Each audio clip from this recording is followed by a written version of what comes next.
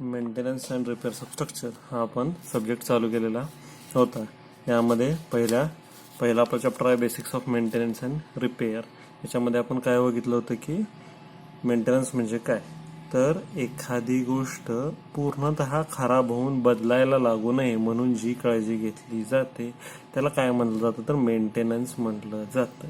म्हणजेच काय, एखाद्या युनिटमुळे किंवा एखाद्या आता जॉईंट युनिट असतात. कसे जॉईंट युनिट असतात तर आपण बघतो काय असतं, एखादा आपण कॉलम जरी घेतला तर कॉलमच्या वरती काय केलं असतं, कलरिंग काम दिसतं आपल्याला. पहिले कलरच्या आत काय असतं, कलरच्या आत प्लास्टर वर्क असतं. प्लास्टर वर्कच्या आत काय असतं तर गिलावा असतो. तर त्याच्यावरती हे केलं नसेल. गिलावाच्या आतमध्ये काय असतं तर हार्डन कॉन्क्रीट असतं. हार्डन कॉन्क्रीटच्या आत काय असतं तर सळी एम्बेडेड असते. तर ह्यामध्ये मेन काय होतं की जर वरचे युनिट्स खराब होत गेले तर काय व्हायला लागतं, तर आतले जे काही मेजर युनिट आहेत, आता त्यातला कलर वगैरे जो काय आहे तो काही ते स्ट्रेंथ घेत नाही त्याची मूळ कामाची. पण जर तो खराब झाला तर काय होतं की आतमध्ये पाणी मुरपणे, झिरणे, मॉइश्चर येणे, व्हेजिटेशन वाढणे, अशा प्रकारच्या गोष्टी काय होऊ शकतात तर आतपर्यंत पोहोचून खूप मोठा डॅमेज करू शकतात टोटल युनिटला. म्हणूनच काय केलं जातं तर टोटल युनिट खराब न होता काय केलं पाहिजे तर व्यवस्थितरित्या ते मेंटेन झालं पाहिजे. म्हणजेच काय, तर पूर्ण बदलायला लागू नये एखाद्या प्रकारचं युनिट. ह्यालाच काय म्हटलं जातं, इन शॉर्ट मेंटेनन्स म्हटलं जातं. म्हणजे काय, पूर्ण खराब न होत करता काय करणे गोष्ट, तिच्यावर मेंटेनन्स करणे. ठीक आहे. म्हणूनच हे उदाहरण दिलं मी एखाद्या कॉलमचं. एखाद्या भिंतीचं जरी आपण घेतलं तरी काय असतं तर कलर दिसतो सरफेस, त्याच्यात काय असतो सांडला म्हणतो आपण त्याला. सांडला असती वॉलपुट्टी असते, त्याच्यात काय असतं, त्याच्या आतमध्ये प्लास्टरिंग वर्क असतं. प्लास्टरिंग वर्कच्या आतमध्ये काय असतं, आतमध्ये ब्रिक्स आणि मोर्टर असते. बरोबर आहे का. तर काय करायला लागतं, मग एवढ्या आतपर्यंत जायला लागतं. पण कसं, हे अख्खं युनिट जेव्हा एकत्र काम करत असतं त्यावेळी जर वरचे काही युनिट्स खराब व्हायला लागले, या युनिटचे काही सब पार्ट पण असं म्हटलं तर काय व्हायला लागतं, तर आतली पूर्णच हे डिटॉर्ट होऊ शकते. ठीक आहे. आता इथं प्लंबॉब अँड लेवल ट्यूबचा फोटो दिलेला आहे. का हा प्लंबॉब अँड लेवल ट्यूबचा फोटो मी दिलेला आहे, तर सिव्हिलमध्ये सगळ्यात महत्त्वाची गोष्ट असते ती लाईन बघणे आणि लेवल बघणे. काय असतं लाईन किंवा लेवल, तर एखादी गोष्ट जी आहे, एखादं युनिट जे आहे ते काय पाहिजे, एका सरळ रेषेत असणं जास्त गरजेचं आहे. एखादं युनिट काय आहे, एका सरळ रेषेत असणं जास्त गरजेचं आहे. समजा आता हा किचन कट्टा आहे असं आपण समजूया. हा किचन कट्टा आहे हे फक्त आपण समजूया, आणि ह्याच्यावर मी एखादी गॅसची शेगडी ही ठेवली. ही गॅसची शेगडी मी ठेवली ह्याच्यावरती. तर काय असतं, किचन कट्ट्याला एखाद्या ठिकाणी स्लोप द्यावा लागतो. स्लोप का द्यावा लागतो, तर काय असतं, किचन कट्ट्यावर पाण्याचं काम असतं. बरोबर आहे का. पाण्याचं बरंचसं काम होतं किचन कट्ट्यावर. म्हणून काय करायचं असतं, तर पाण्याचं जे काही काम होत असतं ते पाणी काय केलं पाहिजे, वाहून गेलं पाहिजे जे या सरफेसवर आहे ते सगळ्याच बाजूचे इझिली. म्हणून आपण काय केलेलं असतं, तर ह्याला एक बाजूला ढाळ दिलेली असते अशी न कळत. अगदी अर्धा ते 1 इंचाचं काय करतो आपण, असं त्याला ढाळ देतो. ह्याच गोष्टी कशा लागतात, तर जसे लेवल्स आहेत त्याच्याप्रमाणे त्या गोष्टी लागतात. आता एखादा बीम घेऊया आपण. इथं हा बीम असा आहे. काय असतं, शक्यतो सिव्हिलमध्ये मेन गोष्ट आहे सिमेट्री. म्हणजेच काय, तर एकसारखेपणा एखाद्या युनिटमध्ये. का एकसारखेपणा पाहिजे एखाद्या युनिटमध्ये, समजा आता हा जो काही आहे, हा बीम आहे, हा असा एक गेला आहे आणि खाली असा आहे, तर त्याच्यावर येणार लोड हा युनिफॉर्म असेल का. शक्यतो आपण कसं डिझाईन करतो, तर युनिफॉर्म लोड्स डिझाईन करतो. युनिफॉर्म लोड डिझाईन करणे हे आपलं काय असतं, महत्त्वाचं उद्दिष्ट असतं. ह्यामुळेच आपण काय करतो की ती गोष्ट पण काय करतो, युनिफॉर्म बनवतो. ज्याच्यामुळं काय होतं, तर त्याच्यावर येणारा लोड असेल किंवा काही ॲप्लाय होत असेल तर काय होतं, युनिफॉर्मली ॲप्लाय होतं. जेणेकरून काय, त्याच्यावरच्या ज्या काही गोष्टी असतात त्याच्यावर येणारा फोर्स असतो, जो काही लोड असतो तो काय होतं, व्यवस्थितरित्या ॲप्लाय होऊन व्यवस्थित त्याचं जे काही फोर्स आहे ती काय सगळीकडे पसरते. हा काय असतात, 2 मेन क्लॉज असतात. एक तर काय, हा एक किचन कट्ट्याचं एक्झाम्पल दिलं तुम्हाला. ढाळ ही यासाठी दिली जाते. आणि बीम वगैरे का सिमेट्रिक बीम असेल किंवा कॉलम असेल. आता आपण मागच्या टॉस वगैरे शिकलेलो आहोतच. हा आहे आपला कॉलम. हा समजा कॉलम जर असा असेल, असा काहीतरी शेपमध्ये असेल, आणि इथं बॉटम तर चिकटला आहे, बॉटम व्यवस्थित आपण प्लेन घेऊया, तर हा लोड कॅरी करेल का व्यवस्थितपणे? नाही, हा काय व्यवस्थित लोड कॅरी करणार नाही. मग ह्याच्यामुळे काय होऊ शकतं तर बकलिंग होऊ शकतं, बल्जिंग होऊ शकतं आणि बकलिंग होऊ शकतं. बकलिंग म्हणजे करायचं हे अशा प्रकारचे काय होऊ शकतात प्रॉब्लेम आपल्याला त्या स्ट्रक्चर सोबत येऊ शकतात. तेव्हा महत्त्वाचं काय असतं की हे जे काही युनिट आपण डिझाईन करतो आहे ते एका सरळ रेषेत पाहिजे आणि दुसरं म्हणजे त्याची लेवल थ्रूआउट मेंटेन पाहिजे. आता प्लंबॉबचा यूज काय असतो? प्लंबॉब म्हणजे हा काय आहे ओळंबा असं त्याला मराठी नाव आहे. आपण लहानपणापासून बघत आलेलो आहे ओळंबा. एखादी साईटवर वगैरे काम चालू असेल किंवा काय असेल, काय करतात ते ओळंब्याने ओळंबा लावून फक्त चेक करतात की दोरी व्यवस्थित सरळ जाते किंवा नाही. जेव्हा ती दोरी सरळ जात असते तेव्हाच काय होतं की हां ते एका लाईनमध्ये तो कॉलम आलेला आहे, ती भिंत एका लाईनमध्ये आहे. अशी भिंत घराच्या चालते का? हा समजा कॉलम आहे, हा कॉलम आहे. जनरली कशी असते कॉलमला चालून भिंत असते, बरोबर आहे का? आणि आता ही समजा भिंत आहे आणि ही भिंत अशी आहे बाहेर यायला लागली, कॉलम माझा इथं संपतोय आणि ही भिंत अशी माझी पुढं आली, तर चालेल का मला? नाही. काय पाहिजे? ह्या कॉलमच्या ह्या सरळ रेषेमध्येच काय पाहिजे मला? भिंत पाहिजे, बरोबर आहे. ह्याचा टॉप व्ह्यू बघायचा झाला तर मी इकडे काढतो. ही भिंत आहे समजा आणि हा कॉलम चॉकलेटी असल्यामुळे परत एकदा चॉकलेटी ह्याच्यात दाखवत होतो आणि हा असा कॉलम आहे असं समजूया आपण. तर हे दोन्ही एका रेषेत आहेत का? नाही. मग एका रेषेत नाहीत म्हणजेच काय आहे ते एकमेकाला व्यवस्थित बाइंडअप होत नाहीत त्या ठिकाणी. त्याच्यामुळेच काय होतं तर ही भिंत सुटण्याची पण शक्यता असते का? कारण की आपण काय करतो ती कॉलमला वगैरे मॅचअप करून व्यवस्थित करतो. दुसरी गोष्ट आस्पेक्ट नीट दिसत नाहीत आणि तिसरी गोष्ट काय होतं की गॅप पडल्यामुळं स्ट्रक्चर वीक राहायची शक्यता असते. या ठिकाणी आपण काय करतो तर हा ओळंबा वापरत असतो. हे काय आहेत ओळंब्याचे उपयोग आहेत. काय बघतो आपण? मेनली लेवल बघतो. कसे काय आहे तर एका सरळ रेषेत एखादी गोष्ट आहे किंवा नाही. ही दोरी असते आणि ह्याला खाली काय असतो? हा असा प्लंबॉब लटकवलेला असतो. त्यामुळेच काय होतं की ह्याला हे त्याचं टोक आहे. हे टोक का? तर हे टोक मी जमिनीला जर चिटकवलं इथं एक वेगळी आकृती काढून त्रिकोणी ओळंब्याची, तर काय होतं जमिनीला बरोबर टोक चिकटतं आणि ह्या टोकाची आणि ही लाईन काय झाली? सिमिलरच झाली, असा त्याचा पॉईंट असं त्याचा अर्थ होतो, बरोबर आहे. म्हणजेच काय ही दोरी काय करते? हा पॉईंट आणि ही दोरी काय करतात? एकमेकाला रिप्रेझेंट करत आहेत. ह्या पॉईंट म्हणजेच ही दोरी आहे. आणि आपण काय करतोय जसं सर्वेमध्ये बघितलं होतं, सर्वेमध्ये आपण शक्यतो काय करायचं? शिफ्टिंग ऑफ ग्राउंड पॉईंट, बरोबर आहे का? म्हणजे ग्राउंड पॉईंटवरचा पॉईंट काय करायचो आपण? शिफ्ट करायचो कागदावरती प्लेन टेबल सर्वेला, किंवा जे काय आपलं मशिनरी आहे ती काय करायचं आपण लेवलमध्ये आहे किंवा नाही आणि त्याचं सेंटर काढायचो, बरोबर आहे. त्या ठिकाणी पण आपण काय केलं आहे? हा प्लंबॉब यूज केलेला आहे. त्याचा मेन यूज हा असतो. दुसरी असते लेवल ट्यूब. आता लेवलचं पण मी तुम्हाला काय सांगितलं? महत्त्व सांगितलेलं आहे. काय पाहिजे तर एकत्र पाहिजे. आता हे जर कट्टा बघितला, काय पाहिजे? हा एका सरळ रेषेत पाहिजे. समजा मी एक फरशी अशी बसवली आणि दुसरी फरशी अशी बसवली एकाच घरामध्ये, तिसरी फरशी काहीतरी अशी बसवली, तर ती होईल का लेवल? नाही. ही कुठल्याही पद्धतीची लेवल नाही. ह्याच्यामुळे काय होतंय आपलं एकतर काम पण वाढतं, एकतर काम अव्यवस्थित होतं आणि दुसरं काय होतं काम वाढतं. त्यामुळेच काय लागतं ही लेवल ट्यूब पण महत्त्वाची आहे. लेवल ट्यूब आणि प्लंबॉब खूप महत्त्वाचे आहे. तिसरी गोष्ट असते लाईन दोरी. आता लाईन दोरी म्हणजे काय? नायलॉनची एक दोरी असते. आता नायलॉनची दोरी सगळ्यांनी आपण बघितलेली आहेच. नायलॉनची अशी सरळ दोरी असती, ती काय केली जाते जिथं तुमचं सेंटरिंग वगैरे करायचं असतं त्या ठिकाणी त्या दोरी बांधली जाते खिळे वगैरे मारून आणि काय केलं जातं व्यवस्थित सेंटर पॉईंट आखून घेतला जातो. सेंटर पॉईंट काय केलं जातं त्या ठिकाणी आखून घेतला जातो. हे लाईन दोरी म्हणतो आपण त्याला, बरोबर आहे का? आता इथे तुम्हाला दिसेल वॉटर लेवल.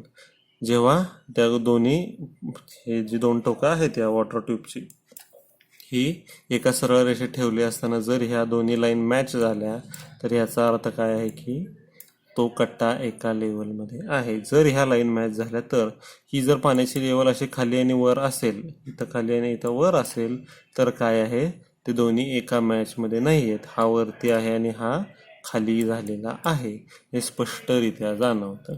आणि आपली मूळशी जी काय मेंटेनन्स रिपेअरची कामं आहेत ती इथूनच सुरुवात होतात की लाईन लेवलमध्ये बरीचशी कामं नसतात. ह्याला एक चांगलं स्किल लागतं, मिस्त्रीचं असेल, साईडवर काम करणाऱ्यांचं असेल, पण ह्या खूपच बेसिक आणि महत्त्वाच्या गोष्टी आहेत. त्यानंतर ही आहे स्पिरिट लेवल. ही आता मी बघतोय हा जो काय आहे तो किचनचा कट्टा आहे आणि त्या किचनच्या कट्ट्यावर मी काय केलेलं आहे तो ठेवलेला आहे. हा किचनचा कट्टा आहे आणि त्याच्यावरती ही लेन मी चेक करतोय. आता इथं हा स्लाईडमुळे फोटो फाटलेला आहे, पण एकंदरीत लक्षात येईल तुम्हाला. ही जर लेवल बघितली आपण डिफरंट मार्करने बघू आपण, ही जी लेवल आहे मधली, ही लेवल कशी आहे तर हा जो बबल आहे तो सेंटरली ॲक्ट झालेला आहे. या ठिकाणी ही इमेज ब्लर झाल्यामुळे हा प्रॉब्लेम येतोय, पण ह्याचाच अर्थ काय आहे की हे सेंट्रली ॲक्ट आहे. म्हणजेच काय आहे तर तो पूर्ण जो काही किचन कट्टा आहे तो एकाच लेवलमध्ये आहे.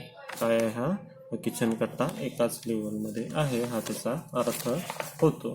बेसिक गोष्टी आहेत ह्या. काय ही एक काय ह्या पण एक स्पिरिट लेवलचाच टाईप आहे. आता इथं तुम्ही बघितलं ह्याच्या पण सेंटरला, तर ह्याच्या पण सेंटरला काय आहे, ह्याच्या सेंटरला इथं हे बबल ट्यूब आहे. इथं पण काय आहे, ही बबल ट्यूब आहे. बोथ हॉरिझॉन्टल आणि व्हर्टिकल हे बघायला काय आहे, बबल ट्यूब आहे. जेव्हा लाईनमध्ये आपण काम करतो, लाईनमध्ये ओळंब्यामध्ये जेव्हा काम होतं तेव्हा ते काम काय म्हटलं जातं, परफेक्ट काम आहे असं गणलं जातं अतिशय. त्यामुळं ह्या गोष्टी जर तुम्ही ह्या गोष्टी साईडवर फॉलो केल्या, प्रत्येक गोष्टीचं व्यवस्थित लेवल बघितली, लाईन दोरी चेक केली, वॉटर ट्यूब असेल, स्पिरिट लेवल असेल, ह्यांनी जर तुम्ही लेवल चेक केली तरच काय होतं, तुमचं काम जे काही आहे ते खूप परफेक्ट आहे असं आपण म्हणू शकतो. का म्हणू शकतो तर सांगितलं तर युनिफॉर्म डिस्ट्रीब्युटेड ज्या काही गोष्टी असतात त्याच काय होतात तर जास्त काळ टिकतात.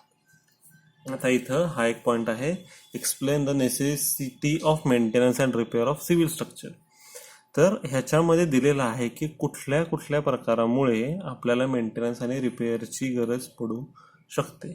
आता इथे दिले व्हाय डू स्ट्रक्चर्स डिटोरिएट. आता डिटोरिएट होणं म्हणजे काय तर खराब होणे, झिजणे. डिटोरिएट होणं म्हणजे काय, खराब. म्हणजेच काय, एखादं स्ट्रक्चर का खराब होतं हे त्यांनी इथं दिलेलं आहे. आता इथं मराठी मला नीट नाही लिहिता येत आहे माऊसने, पण आपण समजून घेऊया. इनएडिक्वेट डिटेलिंग. इनएडिक्वेट डिटेलिंग म्हणजे काय तर जे काही ड्रॉइंगमध्ये डिटेल आहे ते प्रॉपरली मांडलेले नाही. काय असतं तर बरेचसे लोक काय करतात, पैसे द्यायला पुढं मागं करतात, किंवा बऱ्याच जणांचं असं असतं की ते नोट्स व्यवस्थित देत नाहीत. ह्या नोट्स खूप व्यवस्थित लागतात, प्रॉपर कुठल्या प्रकारचे मटेरियल वापरायचं काय आणि त्याचे काय स्पेसिफिकेशन पाहिजे, त्याच्या जर नोट्स व्यवस्थित नसतील तर काय होतं तर ते स्ट्रक्चर जे काय आहे ते जसं एक्सपेक्टेड आहे तसं होत नाही. हे काय आहे, इनॲडिक्युएट डिटेलिंग म्हणजेच काय, त्या ड्रॉइंगमध्ये प्रॉपर डिटेलिंग न दिल्यामुळे होतं. इनकरेक्ट डिटेलिंग म्हणजेच काय, चुकीचं डिटेलिंग देणे. म्हणजेच कुठली फ्रेम बसवायची, समजा एखादी डोअरची फ्रेम बसवायची आहे. आता आपण शक्यतो बघतो की WC आणि बाथ असेल तर आपण काय करतो, WC आणि बाथ आहे समजा, तर तिथं आपण काय करतो तर सिमेंटची चौकट बसवतो, सिमेंटची काय करतो चौकट बसवतो. पण जिथं मेन डोअर्स वगैरे आहेत आपले, म्हणजे रूमचं डोअर आहे हे, तिथं काही पाण्याचीही शक्यता नाही किंवा खराबी व्हायची शक्यता नाही. तिथं आपण काय करतो तर वूडची चौकट वापरतो. पण समजा एखाद्याने सगळीकडे वूडच्याच दिल्या चौकटी, तर काय होणार, जिथं WC बाथ आहे तिथं काय होणार तर त्या वूडच्या चौकटी खराब होऊन जाणार. का, कारण की आता काय आपण पूर्वीसारखं खूप चांगल्या पद्धतीचं टिकवूड वगैरे यूज करत नाही. एक आहे पुअर डिटेलिंग, नेक्स्ट आहे poor design, poor architectural design, structural design आणि सर्व्हिस डिझाईन. आता आर्किटेक्चरल डिझाईन म्हणजे काय, जे काही आतलं स्ट्रक्चरल डिझाईन असतं हे सिव्हिल इंजिनियर करतो, आणि जे बिल्डिंगचं ऑर्नामेंटेशन असतं, ऑर्नामेंटेशन म्हणजे बिल्डिंगला एक छानसा गेटअप देणे, बिल्डिंगला नटवणे, हे काय करत असतं तर आर्किटेक्ट त्या प्रकारचं डिझाईन करत असतात. पण त्यावेळी त्यांना ही गोष्ट लक्षात घ्यायला लागते की जे काही एक्झिस्टिंग स्ट्रक्चर आहे किंवा जे स्ट्रक्चरल इंजिनियरनी डिझाईन केलेलं आहे त्याच्यावर तुमचं ते ऑर्नामेंटेशन दिसलं पाहिजे, ना की त्याच्याशी वेगळं किंवा त्याच्यावर रेस्ट होत नाही. समजा आता ही अशी गोल स्टेअरकेस आहे असं समजूया, गोल स्टेअरकेस ही अशी वरती येते, आणि ह्या गोल स्टेअरकेससाठी त्यांनी जागा सोडली नाही स्ट्रक्चरल इंजिनियरने, आणि त्याने असा इथं कॉलम उभा केला आहे. समजा कॉलम आहे बीम आहे आणि त्याने अशा पायरीसाठी त्याने जर हे सोडलं असेल तर असं डिझाईन करून उपयोग आहे का, सर्क्युलर नाही. तर असं कुठल्याही प्रकारचं डिझाईन करणं शक्य नाही आहे. का, कारण की त्याला रेस्टिंगचा पण ऑप्शन बघितला पाहिजे. आता ह्या केसमध्ये काय तर तुमचा राऊंड कॉलम पाहिजे, आणि तो राऊंड कॉलम काय पाहिजे असा वरती आला पाहिजे, तो पण कसं सेंट्रली असा वरती आला पाहिजे तो राऊंड कॉलम. आणि तुमची जी काही साईडची भिंत आहे त्याच्यामध्ये अडत होत किंवा ह्याच्यामध्ये अडत होत काय केलं पाहिजे, तो जिना असा प्रॉपरली त्याच्या भोवती फिरला पाहिजे. तो जिना असा त्याच्या भोवती काय केलं प्रॉपरली फिरला पाहिजे. बऱ्याचदा काय केलं जातं तर आर्किटेक्चरला खूपसं डिझाईन करायचं असतं, त्यामुळे आतलं स्ट्रक्चर सुद्धा वीक राहायची शक्यता असते. आतलं स्ट्रक्चर प्रचंड वीक राहतं आणि आर्किटेक्ट फक्त काय करतात की वरचं सगळं छान करतात. हा काय आहे आर्किटेक्चर डिझाईनचा फॉल्ट असू शकतो. पीओपी वगैरे बघतो आपण खराब होतं, बरोबर आहे का, कारण की पीओपी मध्ये ताकद नसते आणि मॅक्झिमम हे जर पीओपीने डिझाईन केले तर काय होतं नुकसान होतं. सेकंडरी स्ट्रक्चरल डिझाईन म्हणजे काय तर स्ट्रक्चरल डिझाईन म्हणजे सळी जे काय आपण आरसीचं डिझाईन केलेलं आहे मागच्या वेळी काय असतं ह्याच्यामध्ये तर जिथे जिथे सळी यूज केलेली असते त्याचं काय करणे तर व्यवस्थित डिझाईन करणे की कुठल्या कॉन्क्रीटमध्ये किती प्रमाणात सळ्या माउंट करतो आपण. हा काय असतो महत्त्वाचा फॅक्टर असतो, कारण टुगेदर रेनफोर्स्ड कॉन्क्रीट हा आपल्यासाठी काय आहे एक महत्त्वाचा इश्यू आहे. आणि रेनफोर्स कॉन्क्रीटमध्ये जर रेन्फोर्समेंट प्रॉपर नसेल, वीक रेन्फोर्समेंट असेल, फॉल्टी रेन्फोर्समेंट असेल किंवा कमी दिलेली असेल तर काय होतं ऑब्व्हियसली स्ट्रक्चर फेल व्हायची शक्यता खूप जास्त असते. सर्व्हिसेस डिझाईन म्हणजे हा असा पार्ट आहे की बिल्डिंग ज्या कामासाठी तयार केली त्याच कामासाठी त्या बिल्डिंगचा यूज केला जावा. म्हणजेच काय समजा मी एखादं घर राहायसाठी बांधतोय आणि म्हणजे त्याचं डिझाईन असं आहे की तिथं गोडाऊन बनवलंय आणि त्या गोडाऊनमध्ये काय करतायत तर सगळ्या काही गोष्टी आणून ठेवायला लागल्यात फक्त. तर कसं होईल की त्या बिल्डिंगची सर्व्हिस काय आहे तर त्याचं काम असं आहे की घर म्हणून आहे, लोक फिरावीत आणि थोडंफार सामान असावं. पण तिथे मी पूर्णच जर सामान भरायला लागलो खूप काही हेवी तर ते टिकेल का एखाद्या इंडस्ट्रियल शेड सारखं तर नाही टिकणार. हेच काय सर्व्हिस डिझाईन मधली चूक. म्हणजे ते कशा प्रकारे एखादं स्ट्रक्चर डिझाईन केलं पाहिजे ते त्याच्या कामावर डिपेंड असतं. शाळा कॉलेजचं डिझाईन वेगळं असतं, कमर्शियल डिझाईन वेगळे असतात आणि राहायचे डिझाईन्स वेगळे असतात, ते ह्यासाठीच असतात. हे काय ते बिल्डिंगच्या सर्व्हिस म्हणजेच काय बिल्डिंग ज्याप्रमाणे काम करते त्याप्रमाणेच काय केलं पाहिजे त्याची सर्व्हिस म्हणली पाहिजे. नेक्स्ट वर आहे poor specifications, lack of knowledge of material behaviour आणि यूज ऑफ अनप्रूव्हन मटेरियल्स म्हणजे काय तर लोकल मटेरियल्स वापरणे जे अजूनही ISIच्या मार्फत कन्फर्म केले गेलेले नाहीत, त्याचे काही ठराविक स्टँडर्ड नाहीये.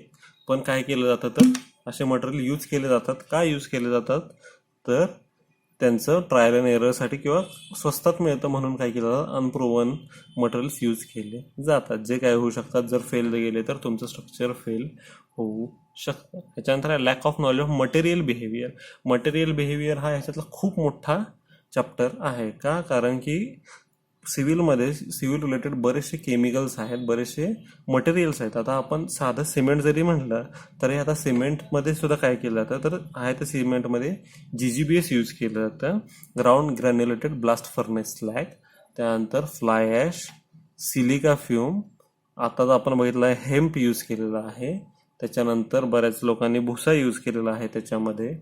चुन्याचं म्हणजे ते मटेरियल असं आहे की त्याच्यामध्ये आपण काहीही यूज करू शकतो. जे काही केमिकल वेस्ट आहेत ते काय केलं आणून त्याच्यामध्ये टाकले जातात, पण काय होतं ते व्यवस्थितरित्या डिझाईन नाही केले तर ते खराब होऊ शकतात. मटेरियल बिहेवियरमध्ये अजून एक चांगलं उत्तम उदाहरण सांगायचं तर आत्ताची क्रश सँड आणि आपली नदीची वाळू. क्रश सँडचं काय आहे, क्रश सँडची पावडर जास्त चांगली येते, ती पावडर आणि सिमेंट मॅच होऊन जातं, त्यामुळं काय होतं की वर्क चांगलं दिसतं फिनिशिंगला, पण त्याला जेवढी स्ट्रेंथ डिझाईन केली आहे त्या प्रमाणात स्ट्रेंथ ते पकडत नाही.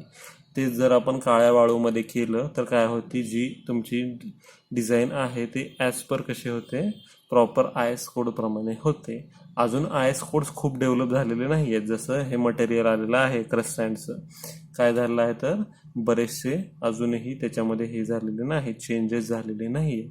त्यामुळं अजूनही तसं बघायला गेलं तर ही सँड जी आपण वापरतो क्रश्ड सँड ती प्रमाणित नाही.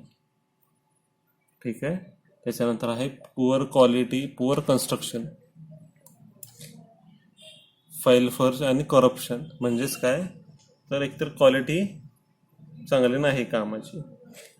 फाईल फरेज म्हणजेच काय करणे तर खोटं हे तयार करणे, म्हणजेच काय खोटे रिपोर्ट दाखवणे की नाही आम्ही ॲज पर स्पेसिफिकेशनच केलेलं आहे. आता ह्याचं मी तुम्हाला एक छानसं उदाहरण सांगतो. आताचे जे कॉलमच्या आपण पेट्या बांधतो त्या वूडच्या पेट्या फिनिश्ड वूड आहेत, आणि आता मी एका साईटवर काम करतो, म्हणजे एक छोटीशी किरकोळ साईट आहे, ती जेव्हा बांधली गेली त्याचे कॉलम असे पत्र्यामध्ये हे केले कास्ट केले, काय होतं, जे फॉर्मवर्क होतं तेव्हाचा तो पत्रा होता, पत्रा लिटरली. आणि पत्र्याचे फॉर्मवर्क यूज करून त्यांनी काय केले आहेत, कॉलम वगैरे ओतून टाकलेले आहेत. त्याच्यामुळे काय होतं की पत्रा हा फुगू शकतो. जसं आतलं वेट वाढेल, कॉन्क्रीटचं मास वाढेल, तसं काय होतं, पत्रा फुगतो. तो काय ॲज इट इज राहत नाही.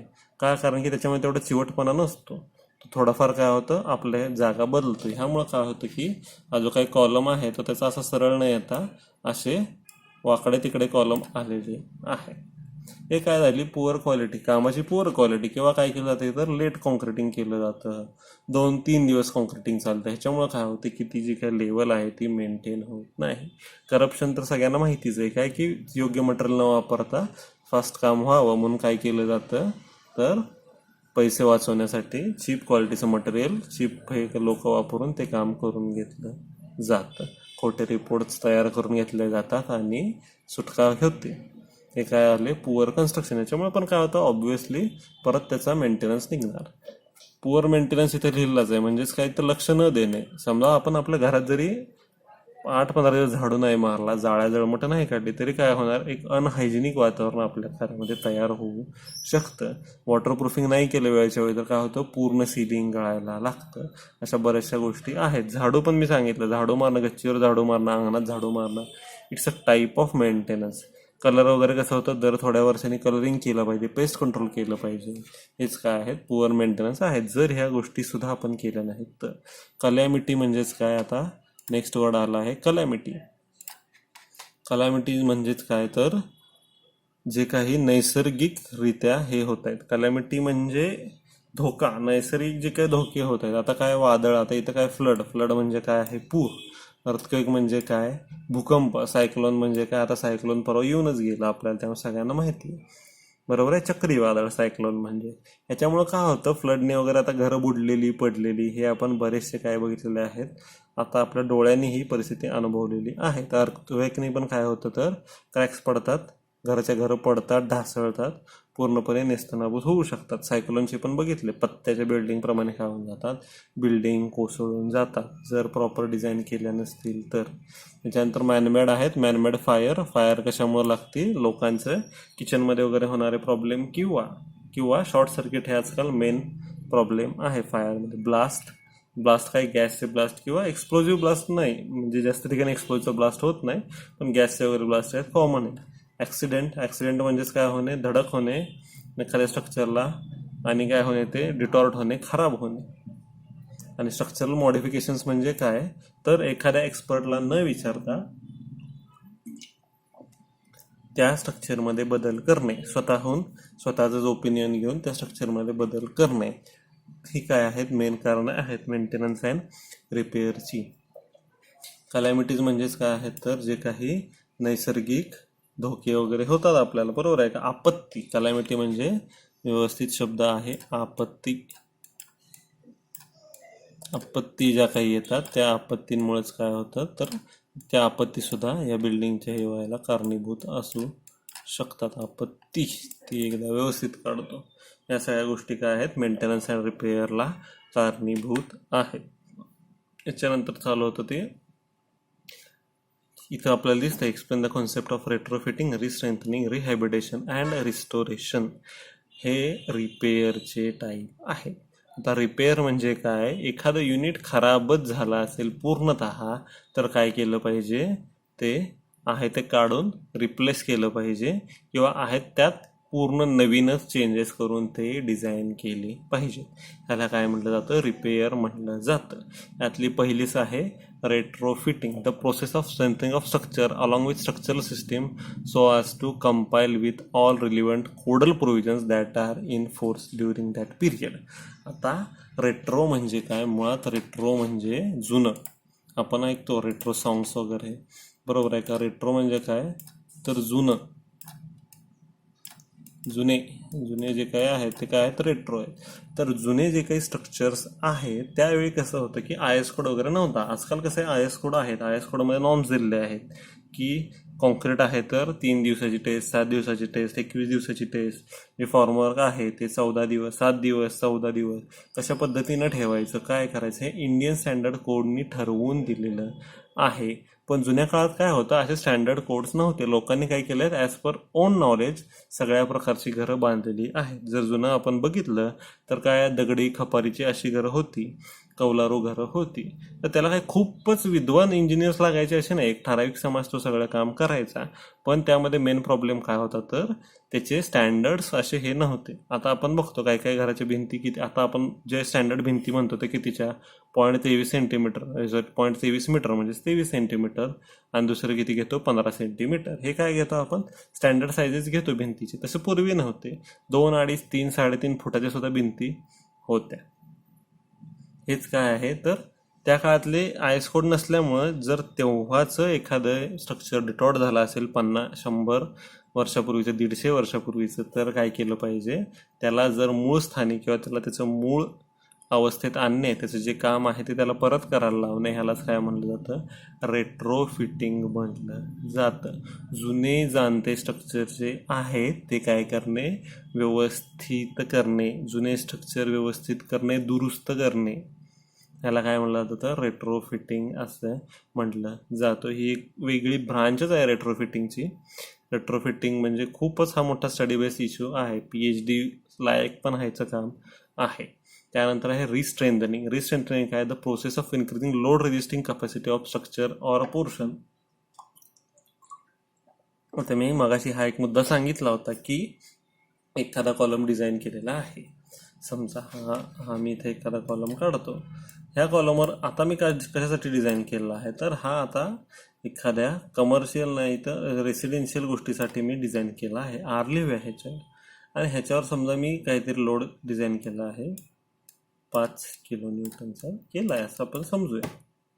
हा 5 किलो न्यूटनसाठी केला आहे, आणि आता ह्याच्यावर डेलीचा वावर आहे तो आहे काहीतरी समजा 20 किलो न्यूटनचा आहे. 20 किलो न्यूटनचा आहे. मग आता काय करायचं आहे, ते स्ट्रक्चर तर पूर्णच आहे, आणि त्या स्ट्रक्चरमध्ये काय करायचं, ज्या भागाचं काय केलं आहे, थोडंफार काम बदललं आहे, तर तेवढ्या भागापुरतं काय केलं पाहिजे, त्याची स्ट्रेंथ वाढवली पाहिजे. म्हणजेच काय, ह्या कॉलमची स्ट्रेंथ वाढवली पाहिजे. म्हणून काय केलं जातं, ह्या एकाच कॉलमची वगैरे काय केलं, ती स्ट्रेंथ वाढवली जाते, आणि 5 वरनं काय केली जाते, ती 20 पर्यंत वगैरे वाढवली जाते. ह्याला काय म्हणतात, तर रिस्ट्रेंथनिंग म्हणजेच काय, स्ट्रेंथ वाढवणे. ह्यालाच काय म्हणलं तर रिस्ट्रेंथनिंग. पुढे ह्याचे मेथड्स येतीलच, त्यामुळे आता मी त्या एक्सप्लेन करत नाही. Third one is rehabilitation, the process of repairing the structure to meet desired useful condition, upgrading of structure to meet present need. आता रिहॅबिटेशन म्हणजे जवळपास काय आहे, तर पुनर्वसन. रिहॅबिटेशनला उत्तम शब्द आहे पुनर्वसन. काय पुनर्वसन, तर समजा एखादं घर पुराणी संपूर्णतः खराब होऊन गेलं असेल, तर काय केलं पाहिजे, ॲटलिस्ट आता ते सगळे लोक ते घर पूर्ण बांधू शकत नाहीत, पण लोकांना राहण्या एवढं तरी काय केलं पाहिजे, त्याच्यामध्ये बदल केले पाहिजेत, आणि त्यानुसार ते बांधून घेतलं पाहिजे. त्यांच्या डोक्यावर छत आणि खाली झोपायला जमीन तरी ॲटलिस्ट पाहिजे. हीच काय झाली, रिहॅबिटेशन म्हणजेच पुनर्वसन झालं त्या लोकांचं आहे त्या ठिकाणी. बरोबर आहे. मोस्टली फॉर अबँडन स्ट्रक्चर, म्हणजे काय, पूर्णपणे जे काही स्ट्रक्चर्स खराब होतात अशा पद्धतीने तिथं काय केलं जातं, तर रिहॅबिटेशन केलं जातं. सांगितलं मी, भूकंप येतात, सुनामी येते, सायक्लोन्स येतात, काय होतं, खूप मोठ्या प्रमाणात नुकसान होऊन जातं. ते नुकसान झालं तरी पूर्ण मग बजेट न खर्च करता काय केलं जातं, लोकांना राहण्या एवढं तरी ॲटलिस्ट तेवढं तरी काय केलं जातं, ते करून घेतलं जातं काम. त्याला म्हणतात रिहॅबिटेशन. त्यानंतर आहे restoration, the process of reestablishing the materials, form and appearance of a structure. म्हणजेच काय, पूर्वी आहे तसं व्यवस्थितरित्या ते बनवणे. रिस्टोरेशन म्हणजे काय, आधी जसं होतं सेम तसं बनवणे. रेट्रोफिटिंगमध्ये काय आहे की रेट्रोफिटिंग आणि रिस्टोरेशन ह्याच्यामध्ये मेन काय फरक आहे, इथं काय लिहिलं आहे, reestablishing the materials, form and appearance of a structure. म्हणजेच काय, रिस्टोरेशन म्हणजे टोटली बदलणे. ते आधीसारखं स्ट्रक्चर दिसलं पाहिजे किंवा नाही हा इश्यू नाही आहे इथं. फक्त इश्यू एवढाच आहे की स्ट्रक्चर आम्हाला व्यवस्थितरित्या पाहिजे. म्हणूनच काय केलं जातं रिस्टोरेशनमध्ये, तर रिस्टोरेशनमध्ये त्याचं आंतरबाह्य रूप बदललं तरी चालतं, फक्त काय झालं पाहिजे, स्ट्रक्चरचा यूज झाला पाहिजे. रेट्रोफिटिंगमध्ये काय आहे, जसं ते पूर्वी होतं शक्यतो ते तसंच दिसलं पाहिजे. शक्यतो ते तसंच दिसलं पाहिजे. आणि खाली दिलेली आहे त्याची definition. Repair means the process of replacement of damaged part components of a structure with new or similar size quality. म्हणजेच काय, एखादा खराब झालेला पार्ट काय होणे, नवीन घालणे आहे, त्याच्यात थोडेफार बदल करणे किंवा त्याला जास्त मोर हे करून काय करणे, त्याला प्रोव्हाइड करणे त्या ठिकाणी. हे काय आहे, रिपेअर आहे. हा काय आहे, एक बेसिक कन्सेप्टचा हा पण चॅप्टर आहे. याच्यामध्ये आता लास्ट लेक्चरमध्ये प्री मान्सून आणि पोस्ट मान्सून, प्री मान्सून आणि पोस्ट मान्सून आणि ॲडव्हान्टेज आणि डिसॲडव्हान्टेज हे 2 पार्ट राहतात. ते उद्याच्या लेक्चरला कम्प्लीट होतील. लक्षात आलं. हे लेक्चर जर तुम्हाला कळलं तर शेअर करा तुमच्या मित्रांना आणि मेनली स्वतःसाठी अभ्यास करा.